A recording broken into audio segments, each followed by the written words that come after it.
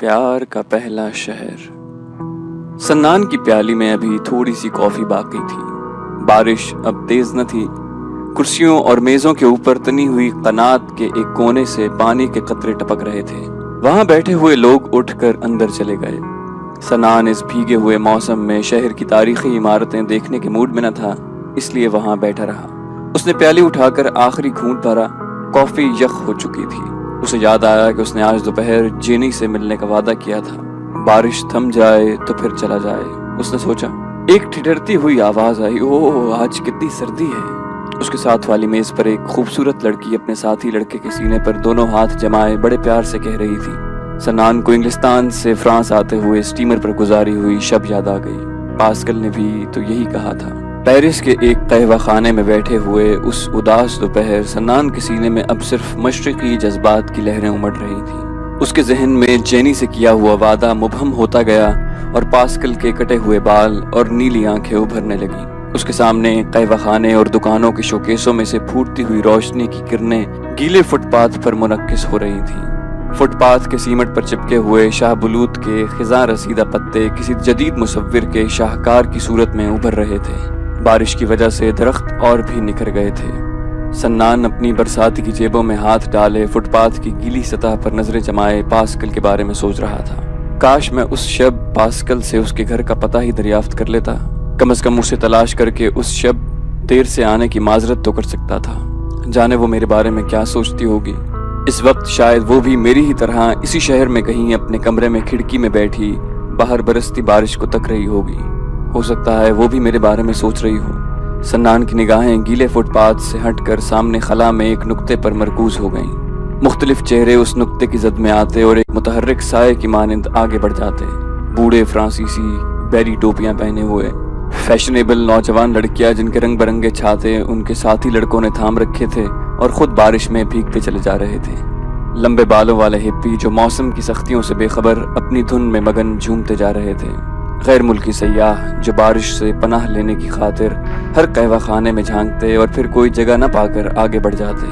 چہرے گزرتے گئے اور سنان بے دھیانی میں اسی ایک نقطے پر نظریں جمائے گھورتا رہا۔ ایک سیاح، ایک بوڑھی عورت، چند بچے، ایک اور سیاح، ایک لڑکی، ایک اور پھر ایک چہرہ اس نقطے کی زد میں آیا۔ خوبصورت اور بھولا سا چہرہ، کٹے ہوئے کالے بال، اور پھر سنان کی نظروں میں ایران کے سارے آسمان کی نیلاہٹ منجمد ہو گئی۔ پاسکل، اس کے دھڑکتے ہوئے دل نے دہائی دی۔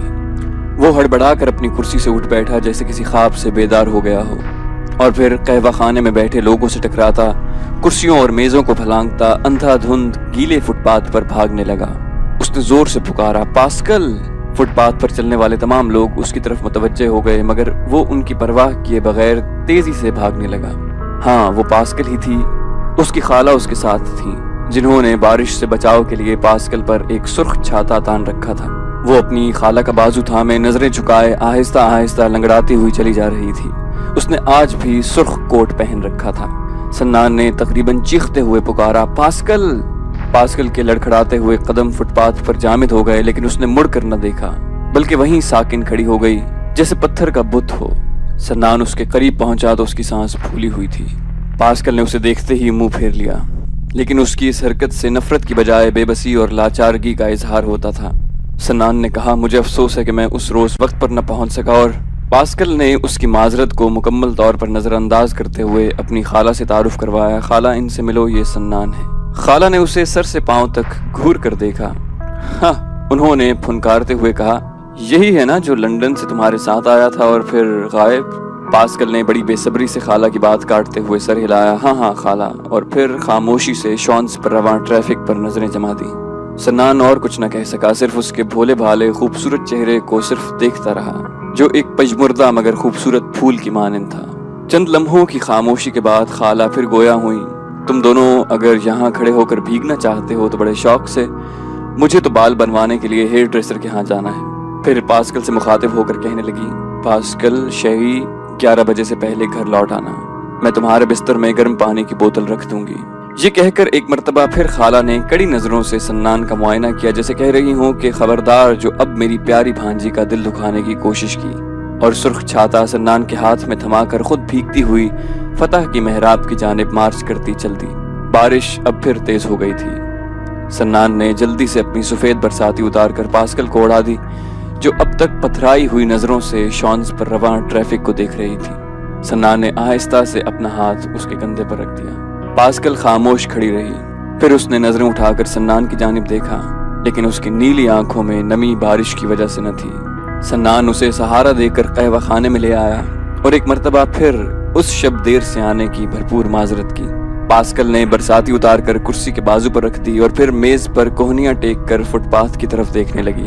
وہ بولی کہ میں نے کہا تھا نا کہ لوگ میرے چہرے سے وقتی طور پر مروب ہو کر مجھ سے ملنے کی خواہش کا اظہار کر بیٹھتے ہیں، اور بعد میں انہیں اپنی حماقت کا احساس ہوتا ہے تو وہ اپنا ارادہ بدل دیتے ہیں۔ اس کی نظریں گیلے فٹ پاتھ پر مرکوز تھیں اور وہ رک رک کر باتیں کر رہی تھی۔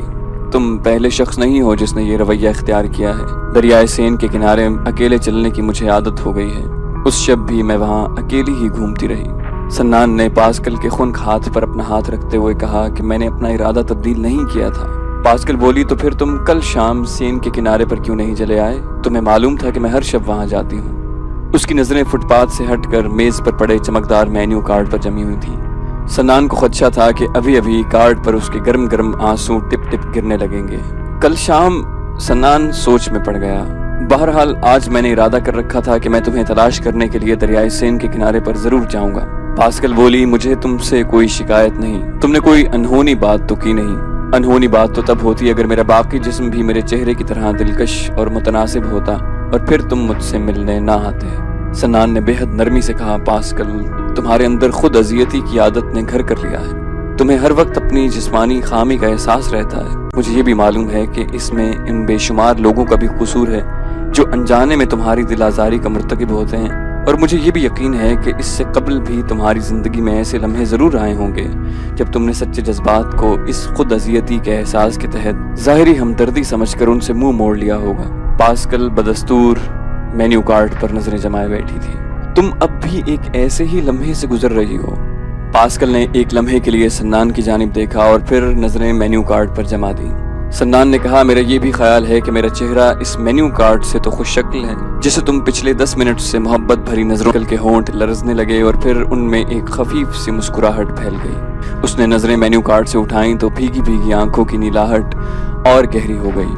وہ بولی تم اس روز مجھے نہ ملنے آئے تو مجھے بے حد مایوسی ہوئی۔ میں نے اسٹیشن سے گھر پہنچ کر جب خالہ سے تمہارا ذکر کیا تو وہ کہنے لگی اس سے ملنے نہ جاؤ پاسکل، ہمدردی اور رحم کے جذبات کو کسی اور پہلو سے دیکھنے کی کوشش تمہیں پہلے سے بھی زیادہ دل برداشتہ کر دے گی۔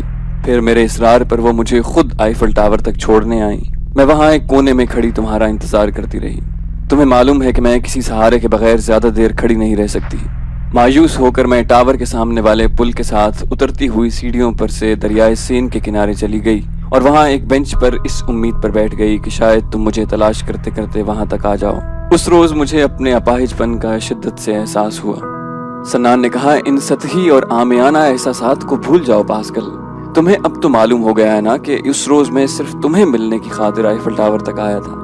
رہائش کی تلاش میں مجھے دیر ہو گئی تھی، یہ علیحدہ بات ہے، مگر میں صرف پاسکل کو، ایک ایسی لڑکی کو ملنے آیا تھا جو مجھے بے حد اچھی لگی تھی۔ اور اچھی لگی تھی؟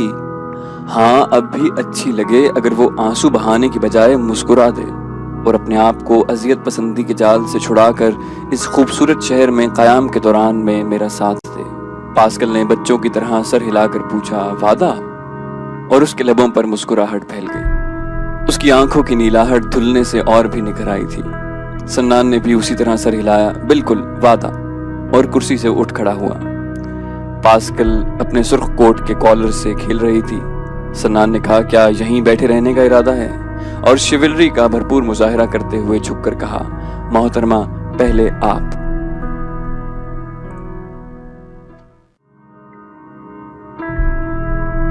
تو دوستو یہ تھی ہماری آج کی ویڈیو۔ جانے سے پہلے اس ویڈیو کو لائک کرنا مت بھولیے، اسے لائک کیجئے اور شیئر کیجئے، ساتھ ساتھ ہمارے فیس بک پیج کو فالو کیجئے جس کا لنک ڈسکرپشن میں موجود ہے، اور فیس بک پر بھی اس ویڈیو کو لائک کیجئے اور اپنے دوستوں کے ساتھ شیئر کیجئے۔ اور اگر ابھی تک آپ نے ہمارے چینل کو سبسکرائب نہیں کیا تو اسے سبسکرائب کیجئے، سبسکرپشن کے بٹن پر کلک کیجئے اور ساتھ ساتھ بیل آئیکن کو دبائیے تاکہ آپ کو ہماری تمام اپڈیٹس فوراً ملتی رہیں۔ اور ساتھ ساتھ کامنٹ کر کے ہمیں بتائیے کہ آپ کو ہماری ویڈیوز کیسی لگ رہی ہیں۔ ہم مزید ویڈیوز لے کر جلدی حاضر ہوں گے۔ اپنا بے حد خیال رکھیے گا۔ اللہ حافظ۔